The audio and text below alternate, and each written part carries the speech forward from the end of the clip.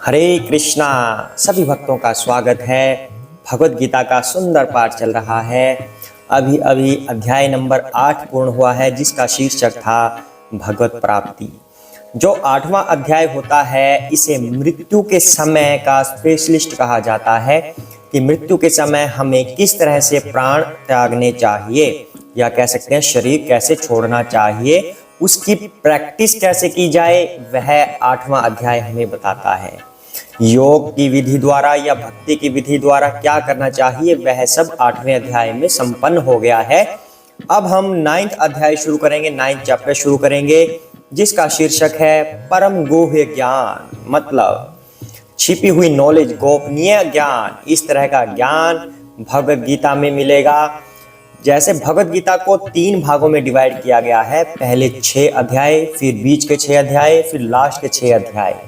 मतलब 7 से लेकर 12 तक के अध्याय। उन अध्यायों को मेन माना जाता है कि जैसे एक दूध होता है और उसके ऊपर मलाई आती है, तो मलाई वाला जो पार्ट होता है वह 7 से लेकर 12 वाले अध्याय हैं, जिसमें भक्ति योग का वर्णन होता है। और उस 6 के अंदर भी अध्याय नंबर 9 और अध्याय नंबर 10 ये बिल्कुल मलाई की भी मलाई है। ये इस तरह के 2 अध्याय हैं जो हमें छिपा हुआ ज्ञान देंगे, आंतरिक ज्ञान, गोपनीय ज्ञान हमें इससे मिलेगा। जैसा ज्ञान हम कहीं और से प्राप्त नहीं कर सकते, ऐसा ज्ञान हमें इस 9वें और 10वें अध्याय में मिलेगा, भक्ति का ज्ञान। तो आइए इसको शुरू करते हैं। हरे कृष्णा। श्री भगवान उवाच इदं तु ते गुह्यतमं प्रवक्ष्यामि अनुसूयवे ज्ञानं विज्ञान सहितं यत् ज्ञात्वा मोक्ष्यस्य शुभात्। हरे कृष्णा। श्री भगवान ने कहा, हे अर्जुन, चूंकि तुम मुझसे कभी ईर्ष्या नहीं करते, इसलिए मैं तुम्हें यह परम गुह्य ज्ञान तथा अनुभूति बतलाऊंगा, जिसे जानकर तुम संसार के सारे क्लेशों से मुक्त हो जाओगे। हरे कृष्णा। तो भगवान क्या कह रहे हैं? क्योंकि अर्जुन तुम मुझसे ईर्ष्या नहीं करते। अब कुछ लोग भगवान से ईर्ष्या करते हैं। कौन लोग? जो रजोगुण में प्रधान होते हैं, जिन्हें कोई ना कोई भोग करना होता है। वो क्या कहेंगे कि कृष्ण कौन है? उन्होंने भी तो गोपियां रखी हैं, उन्होंने भी तो रास लीलाएं की हैं। हम कृष्ण को नहीं मानते भगवान, उन्होंने तो ऐसे किया था, वैसे किया था। नहीं, हम ही सब कुछ हैं। ऐसे ऐसे कुछ ना कुछ बातें कहते हैं नास्तिक प्रवृत्ति की, और भगवान से ईर्ष्या रखते हैं कि भगवान ने तो इस तरह करके आनंद लिया था। ईर्ष्या रखते हैं, तो वे भगवान का कोई ज्ञान नहीं ले सकते। उनसे हम कुछ भी पूछेंगे, उन्हें कुछ भी पता नहीं होगा, पर वो प्रिटेंड ऐसे करेंगे जैसे वो ऑल नॉलेजेबल हैं, कि उन्हें सब कुछ आता है। इस तरह से वो दिखावा करेंगे, पर वास्तव में वो कुछ भी बता नहीं पाएंगे कृष्ण के बारे में, क्योंकि वो कृष्ण से ईर्ष्या कर रहे हैं। और भगवान कहते हैं कि अर्जुन, क्योंकि तुम ईर्ष्या नहीं करते मुझसे, मेरे प्रिय हो, मित्र हो, इसलिए मैं तुम्हें वह गुह्य ज्ञान बताऊंगा, जो छिपा हुआ ज्ञान है, जो किसी को नहीं पता होता, जिसे जानकर तुम संसार के सारे क्लेशों से मुक्त हो जाओगे। क्लेश, जो ये शब्द है, इससे इंग्लिश का क्लैश शब्द बना है, इंग्लिश का क्लैश। तो सारे भौतिक क्लेशों से तुम मुक्त हो जाओगे, ऐसा ज्ञान मैं तुम्हें बताऊंगा, ऐसा श्री कृष्ण कह रही हैं। अब कैसे बताएंगे, आगे जानते हैं। राजविद्या राजगुह्यं पवित्रमिदमुत्तमं प्रत्यक्षावगमं धर्म्यं सुसुखं कर्तुमव्ययम्। हरे कृष्णा। यह ज्ञान सब विद्याओं का राजा है, जो समस्त रहस्यों में सर्वाधिक गोपनीय है। यह परम शुद्ध है, और चूंकि यह आत्मा की प्रत्यक्ष अनुभूति कराने वाला है, अतः यह धर्म का सिद्धांत है। यह अविनाशी है और अत्यंत सुख पूर्वक संपन्न किया जाता है। हरे कृष्णा। तो भगवान कह रहे हैं, यह ज्ञान सभी विद्याओं का राजा है।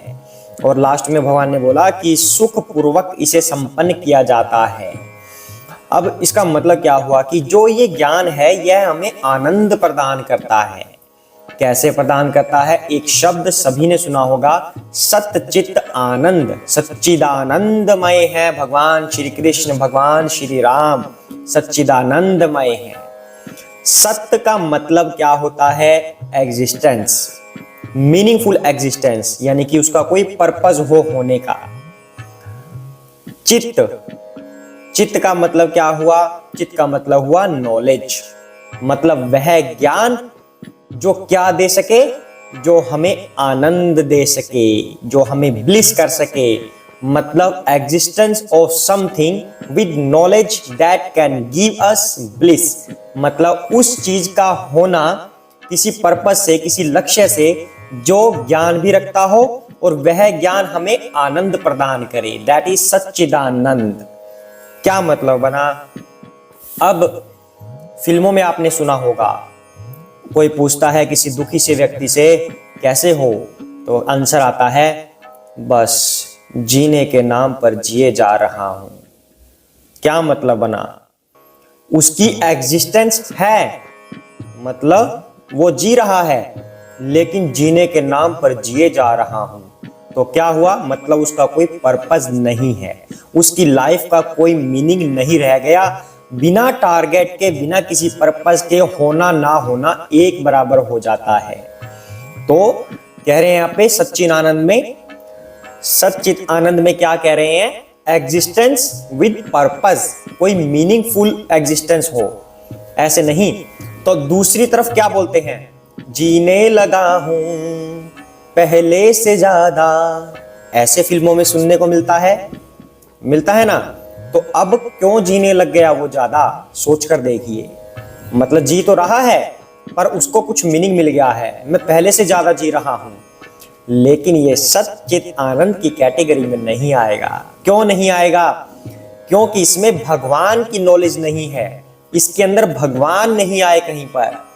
अब जो वो कह रहे हैं कि मैं पहले से ज्यादा जीने लगा हूं, मान लीजिए जिस वजह से वो ज्यादा जीने लगे हैं, यानी कि उसको भौतिक अटैचमेंट हुई है, भौतिक आसक्ति हुई है, तो जब उसकी वो आसक्ति पूरी ना हो तब क्या होगा? फिर उसका भी वही उत्तर आएगा, बस जीने के नाम पर जिए जा रहा हूं। होगा ना ऐसा? मतलब कुछ टाइम पहले तो था जीने लगा हूं पहले से ज्यादा, कितना खुश था, लेकिन उसके अंदर क्योंकि आध्यात्मिक लिंक कोई नहीं था, वह मटेरियल अटैच्ड था, उसके अंदर भौतिक आसक्ति थी किसी व्यक्ति के प्रति या किसी वस्तु के प्रति। जब उसे वो नहीं मिली, वो वस्तु या कोई व्यक्ति उसे नहीं मिला, तब उसका हाल फिर से वही हो गया, जिए जा रहे हैं जीने के नाम पर। मान लीजिए अब आप कहेंगे कि कुछ लोगों की सक्सेस भी हो जाती है, तो उस कंडीशन पे आ जाइए। मान लो वो कामयाब हो गया, विवाह हो गया, शादी हो गई, जो भी नाम वो उसको देना चाहे वो हो गया, उसके बाद बच्चे हो गए, फिर काम कर रहे हैं, दिन रात एक कर दी, बच्चों की पढ़ाई, ये वो, थक थुक के घर पे आते हैं, थक गए। सबके सामने तो ऐसे दिखाएंगे कि हाँ हम बिल्कुल ठीक है, ओके हैं, बहुत मेहनत कर रहे हैं। लेकिन जब उसका कोई प्रिय मित्र उससे ये सवाल करता है एकांत में बैठकर, कैसे हो राकेश? तो क्या उत्तर आएगा? बस यार जीने के नाम पर जी रहा हूं, यह भी कोई जिंदगी है, लगा हुआ हूं गधों की तरह। That is the meaning.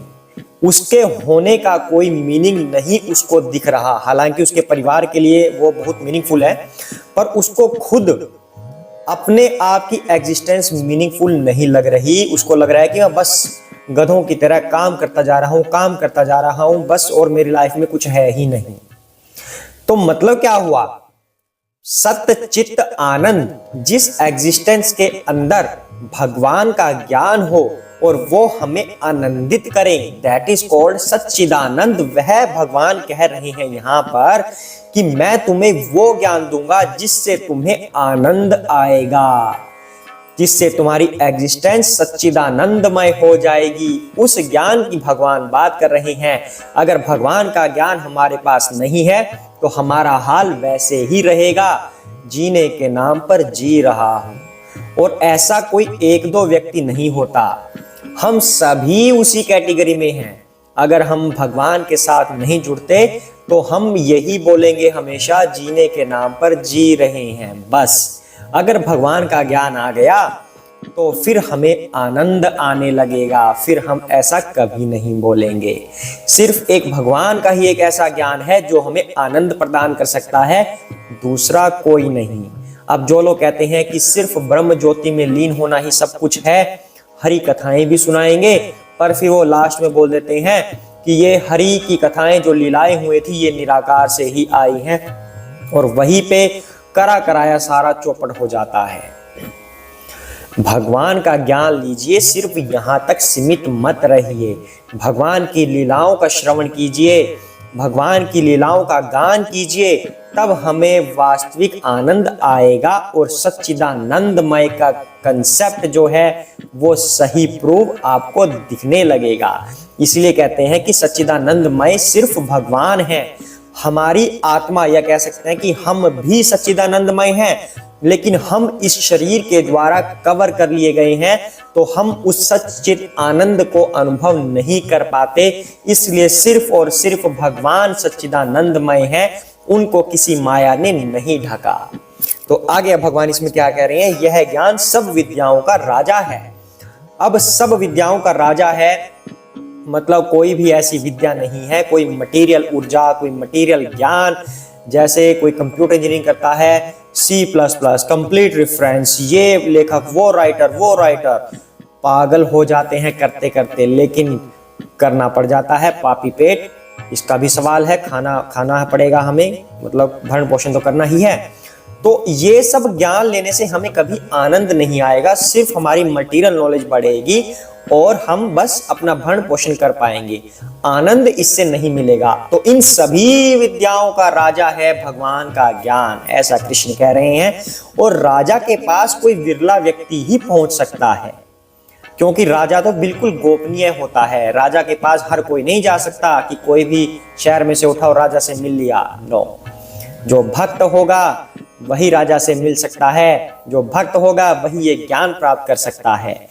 तो कह रहे हैं कि समस्त रहस्यों में यह सर्वाधिक गोपनीय है, क्योंकि राजा से मिलना एक गुप्त बात ही होती है। यह परम शुद्ध है, इसमें कोई मिश्रण नहीं होता किसी बात का, कि साथ में मजा भी ले लिया, साथ में ज्ञान भी ले लिया, भक्ति भी कर ली, मजा भी ले लिया, नो। ज्ञान, प्योर ज्ञान, बिल्कुल शुद्ध ज्ञान, शुद्ध भक्ति, दूसरा कोई मिश्रण नहीं। और चूंकि यह आत्मा की प्रत्यक्ष अनुभूति कराने वाला है, अतः यह धर्म का सिद्धांत है। यह हमें ज्ञान देता है कि हम आत्मा हैं, हम सिर्फ शरीर नहीं हैं। आत्मा है हम, जिसने यह शरीर धारण किया हुआ है। यह अविनाशी है और अत्यंत सुखपूर्वक संपन्न किया जाता है, मतलब अत्यंत, ये बिल्कुल ब्लिसफुल है, आनंद ही आनंद है। भगवान की लीलाओं के बारे में श्रवण करेंगे, आनंद आएगा। अगर सिर्फ ध्यान में बैठेंगे तो नींद आएगी, उसमें आनंद नहीं आएगा। हालांकि ध्यान करना अच्छा होता है, पर आनंद की अनुभूति उसमें नहीं होती। आनंद की अनुभूति भगवत ज्ञान में होती है, भगवत लीलाएं में होती है। अगर हम भगवान की लीलाओं का श्रवण करेंगे उसमें आनंद होता है, ऐसा श्री कृष्ण बता रहे हैं। ये ज्ञान अविनाशी है, जिसका नाश कभी नहीं होता।